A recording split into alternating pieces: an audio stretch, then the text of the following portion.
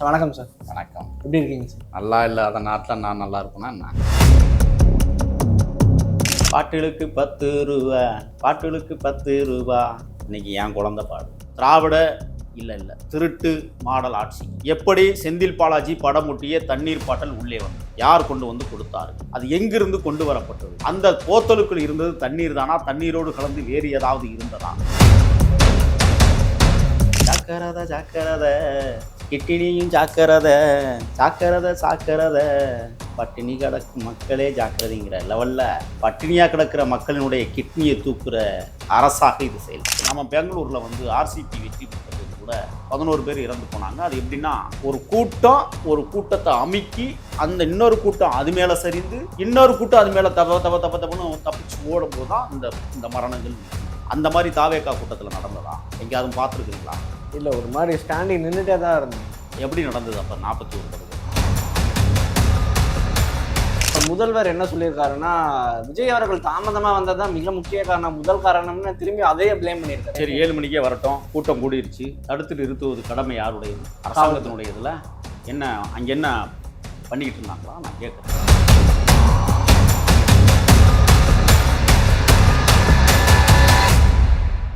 Expose சேனலுக்கு வணக்கம். அரசியல் விமர்சகர் முகிலன் தான் நம்ம கூட இணைஞ்சிருக்காரு. வாங்க அவர் கூட பேசலாம். சார் வணக்கம் சார். வணக்கம். எப்படி இருக்கீங்க சார்?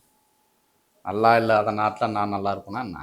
ஓகே, அப்போ நல்லா இருக்கீங்கன்னு எடுத்துக்கலாமா? நல்லா இல்லைன்னு எடுத்துக்கலாம். நல்லா இல்லைன்னு எடுத்துக்கலாம். ஆமாம். இப்போ என்ன பேச போகிறோன்னா, சமீபத்திய அரசியல் நிகழ்வுகள் தான் சார்.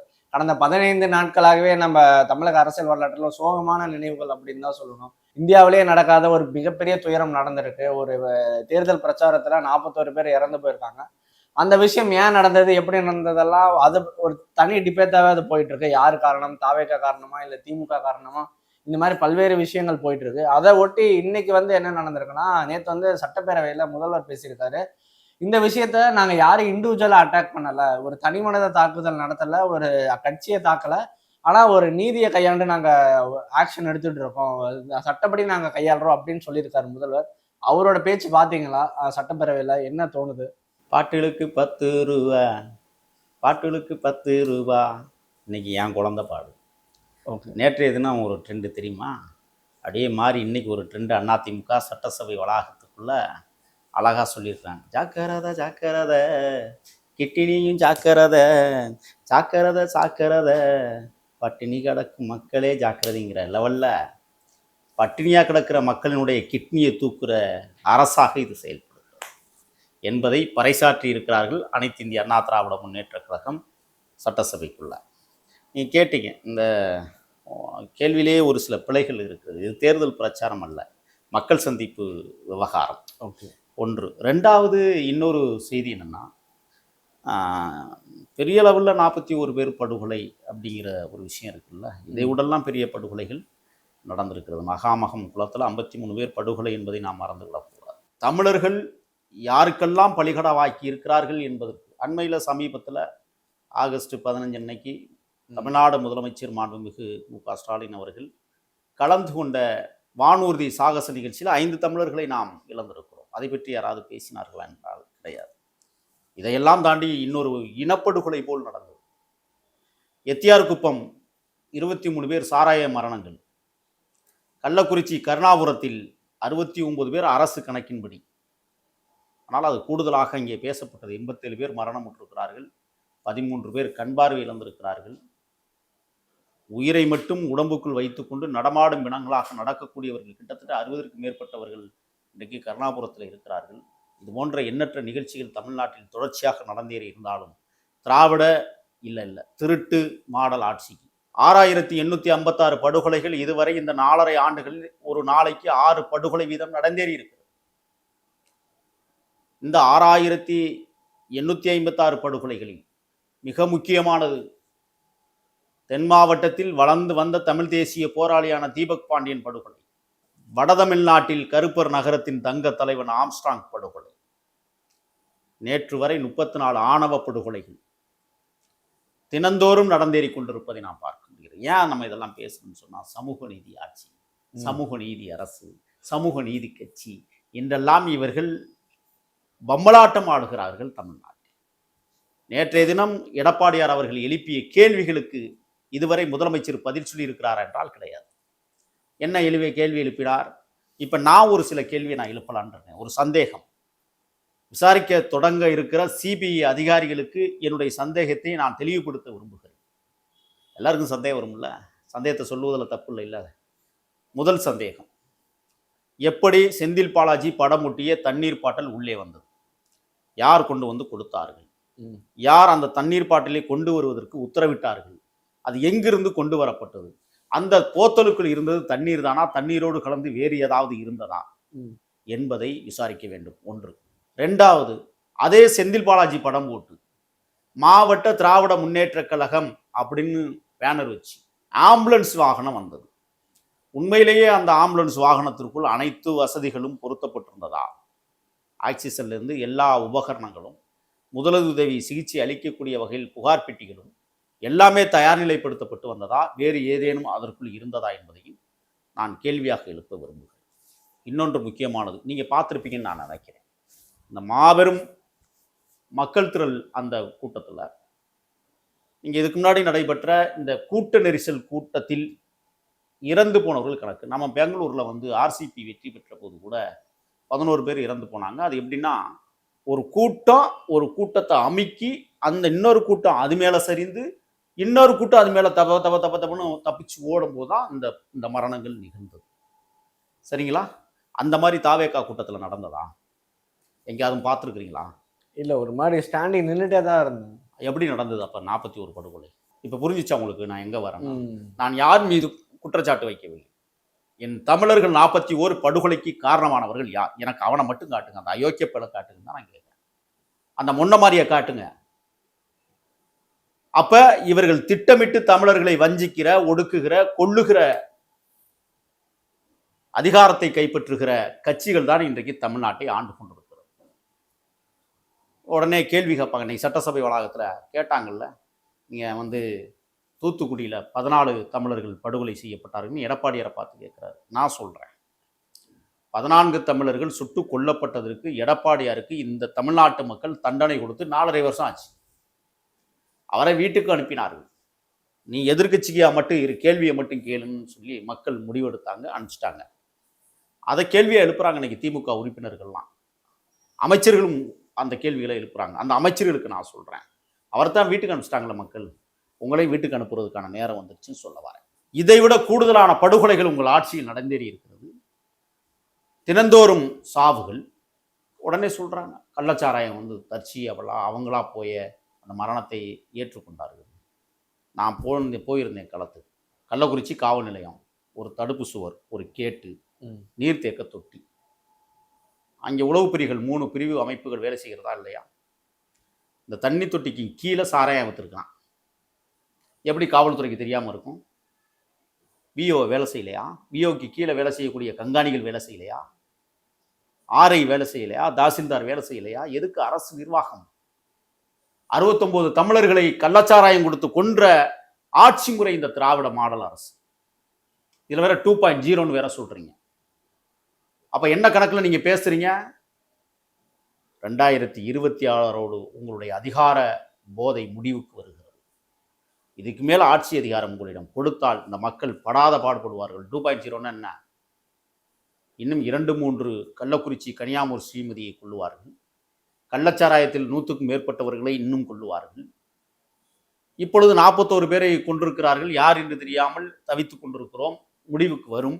ஆக இவர்கள் திட்டமிட்டு இந்த மண்ணிலே கலவரத்தை உருவாக்குவதற்கு, ஏன் தெரியுமா? எல்லாம் பணத்தை சம்பாதிக்கணும், அதிகார போதையிலேயே திரியணும் அப்படிங்கிற ஒரே ஒற்றை நோக்கத்திற்காக இது போன்ற படுகொலைகள் தொடர்ச்சியாக நடைபெற்று வருகிறது. நான் பேசி கொண்டிருக்கிற நேரத்தில் அங்கே என்ன நடந்துகிட்டு இருக்கு தெரியுமா? அதிகமான மரணங்கள், கிட்டத்தட்ட 23 மரணங்கள் நிகழ்ந்த இடம் ஒரு காம்ப்ளெக்ஸ். அந்த காம்ப்ளெக்ஸ்ல வந்து தட்டி இறக்கியிருக்கிறான், பதாகைகள் வச்சிருக்கிறான். அது எல்லாமே இன்றைக்கு அப்புறப்படுத்தி விட்டு அந்த கட்டடத்துக்கு வெள்ளை அடிக்கிற வேலையை செஞ்சுட்டு இருக்காங்க. சிபிஐ விசாரணை வந்ததுக்கு பிறகு யார் செய்ய சொன்னது? பல்வேறு கேள்விகள். எடப்பாடியார் என்ன கேட்டாங்க? ராத்திரி 1:30 மணிக்கு நீங்க பிரேத பரிசோதனை தொடங்கணும்னு சொல்றீங்க. இப்ப முதலமைச்சர் சொல்றாரு 1:30 மணிக்கெல்லாம் நாங்க முடிச்சிட்டோம்னு சொல்லி 12 மணி நேர கணக்கு சொல்றாரு. 3 அந்த பெட்டு வச்சிருந்தோம்னு சொல்றீங்க. ஒரு பெட்டுக்கு கிட்டத்தட்ட 10 பேரை நீங்க வச்சிருந்துருக்கீங்க. அப்படித்தானே கணக்கு? 33 பேர், அடுத்து ஒரு 6 பேர், அடுத்து ஒரு 2 பேர் கணக்கு. அப்போ ஒரு ஆளுக்கு குறைந்தது 2 மணி நேரம் பிரேத பரிசோதனை, அரை மணி நேரம் ஆடைகளை களைவது, அந்த ஏதாவது இருந்துச்சுன்னா அதை அப்படியே பாதுகாத்து அதற்கான உபகரணங்களை தயார்நிலைப்படுத்திக் கொள்வது. அதற்கு பிறகுதான் அந்த சிறப்பு மருத்துவர் வருவார். நீங்க கண்ணுக்கு பார்க்குறவன், காதுக்கு பார்க்குறவன், வாய்க்கு பார்க்குறவன், நாக்குக்கு பார்க்குறவன் வந்து பார்க்க முடியாது. உடல் கூராய்வுக்கென்றே படித்த மருத்துவர்களை வரவழைத்து அந்த உடல் கூராய்வை நடத்தப்பட வேண்டும். மேல் பகுதியில் எத்தனை காயங்கள் ஏற்பட்டிருக்கிறது என்பதை துல்லியமாக கணக்கிட வேண்டும். அதையெல்லாம் மீறி ஒளிப்பட கருவிகள் இயங்க வேண்டும், கேமராக்கள். உள்ள என்ன நடந்திருக்கு? நுரையீரல், இதயம், சிறுகுடல், பெருகுடல், சிறுநீரகங்கள், கல்லீரல், இது அனைத்தும் எந்த நிலையில் இயங்கிக் கொண்டிருக்கிறது? கண் பார்வையில் ஏதாவது குளறுபடிகள், மூளையில் சிதைந்திருக்கிறதா, காதுகளில் ரத்தம் படிந்து, எல்லாத்தையும் ஆய்வு பண்ணி முடிப்பாங்க. அதான் உடல் குழாய். அதுக்கு தான் ஒருக்கு 1.5 மணி நேரம். அப்படி என்றால் 10 பேருக்கு ஒரு பெட்டில் நீங்க வந்து பரிசோதனை செஞ்சீங்கன்னா கிட்டத்தட்ட 19 பைத்தர 5 15 மணி நேரம் கணக்கு காட்ட வேண்டும். நீங்கள் 12 மணி நேரம் கணக்கு காட்டியிருக்கிறீங்க. ஆனால் எடப்பாடியார் என்ன சொல்றாருன்னா, காலையில் நான் 8 மணிக்கு போகும்போது எல்லா பிரேதங்களும் வெள்ளை துணியால் போர்த்தப்பட்டு மாலை போடப்பட்டு இருந்தது அப்படின்னு கேட்குறாங்க. இதுக்கு என்ன பதில் இருக்கு? அடுத்து இன்னொரு கேள்வி. 3 மயான பூமிகளில், மின்மயானங்களில் அவசர நிலையில் கொண்டு போய் இந்த பிணங்களை எரிப்பதற்கு என்ன காரணம்? இந்த 33 பிணங்களை 3 மயான பூமிகளில் கொண்டு போய், மொத்தம் 39, 2 என்னாச்சுன்னு இன்னும் கணக்கு வரல, அனைத்தையும் உடனடியாக கொண்டு போய் எரிப்பதற்கு உத்தரவிட்டவன் எவன்? எந்த அயோக்கியம் உத்தரவிட்டான்? ஒவ்வொரு பிணத்திற்கு பின்னால் எவன் சென்றான்? கட்சிக்காரன். இது தெளிவாக சிபிஐ விசாரிக்க வேண்டும். ஏன்னா இந்த பிரேதங்களை எப்படி கொண்டு போய் எரிக்கிறாங்கன்னா, வீரப்பனார் வந்து என்ன செய்யறாங்கன்னா, மேட்டூருக்கு பக்கத்துல மூலக்காடுங்கிற இடத்துல கொண்டு போய் லாரி டயர்களை கொண்டு போய் போட்டு அதன் மூலமாக அந்த உடலை கொளுத்தி சாம்பலாக்குவது காவல்துறையிட திட்டமாக இருந்தது. சேத்துக்குழி கோவிந்தனாரை செட்டிப்பட்டி ஒரு ஏரிக்கரை ஓரமாக அப்படித்தான் எரித்து முடித்தார்கள். சந்திரனை அப்படித்தான் சிக்கரசம்பாளையம் சுடுகாட்டிலே கொண்டு போய் லாரி டயர்களை போட்டு எரித்து சாம்பலாக்கினார்கள். சேதுமணி என்கிற ஒரு வீரனை அரியலூர் மாவட்டம் அவன் சொந்த கிராமத்தில் கொண்டு போய் காவல்துறையினுடைய நெருக்கடிகளால் லாரி டயரை போட்டு கொளுத்தி சாம்பலாக்கினாங்க. எந்த தடையும் இல்லாம பண்ணணும் அப்படிங்கிறது அவங்களுடைய நோக்கம். வீரப்பனாரை ஏன் புதைக்க வேண்டிய தேவை ஏற்பட்டது? அந்த குடும்பத்தார் சொன்னார்கள், புதைப்பதா எரிப்பதா என்பதை நாங்கள் முடிவெடுப்போம், நீங்க உங்க வேலை முடிஞ்சிச்சுல போங்கன்ட்டாங்க. இன்றைக்கு மூலக்காட்டில் வீரப்பனார் புதைக்கப்பட்டிருக்கிறார். ஏன் இவ்வளவு சிக்கலுக்கு உள்ளான இந்த பிரேதங்களை எரிப்பதற்கு உத்தரவிட்ட அயோக்கிய பெயா யாரு? அதுதான் நான் தெரியணும்னு நான் சொல்றேன். இதெல்லாம் சிபிஐ விசாரிக்கணும்.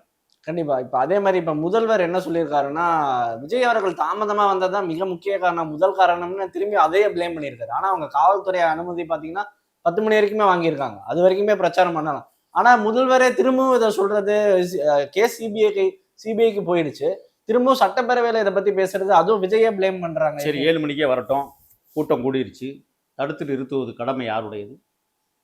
அரசாங்கத்தினுடையதுல. என்ன அங்க என்ன பண்ணிக்கிட்டு இருந்தாங்களா? நான் கேட்குறேன். நான் முதலாக இப்ப சொல்றேன், எஸ்பியை கைது பண்ணுங்க, நீங்க டிஎஸ்பியை விசாரணைக்கு கொண்டு வாங்க, மாவட்ட ஆட்சித்தலைவரை. நான் எல்லா சம்பவங்களுக்கும் உடனடியாக நீங்க என்ன செய்வீங்க? எஸ்பியை மாத்துவீங்க, சம்பந்தப்பட்ட இன்ஸ்பெக்டர்களை மாத்துவீங்க, வேண்டுமென்றால் கள்ளக்குறிச்சி ஸ்ரீமதி மரணத்துல கலெக்டரையே மாத்துனீங்க. ஏன் இங்க மாத்தல?